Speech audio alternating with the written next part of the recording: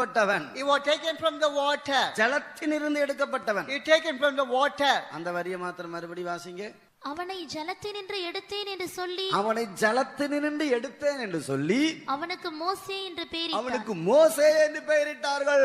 He was taken from the water. They called him Moses. மோசே என்ற வார்த்தையுடைய அர்த்தம் என்ன? What the meaning of the Moses? ஜலத்திலிருந்து எடுக்கப்பட்டவன். He was taken from the water. நம்முடைய ஜீவியத்திலே In our life, மோசே போல நாம் ஆசீர்வதிக்கப்பட வேண்டுமானால், not like blessed like a Moses. பிற்காலங்களில் மோசே ஆசீர்வதிக்கப்பட்டவனாய் மாறினான். In the latter days, the Moses was the one that received all the blessing. அவன் சிறு வயதிலிருந்து வாலிப பையனாக வரைக்கும் பார்வோனுடைய அரண்மனையில் வாழ்ந்தான். And grew from the childhood unto the young, he grew in the palace of the Pharaoh. அவனுடைய ஆரம்ப வாழ்க்கையும் ஆசீர்வாதமாக இருந்தது.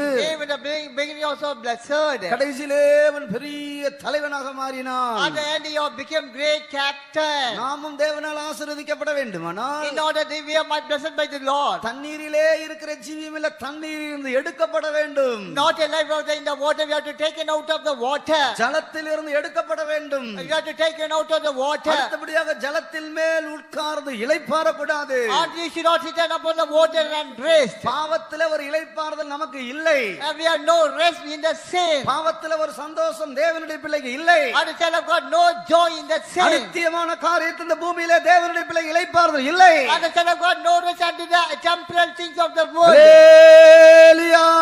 Hallelujah.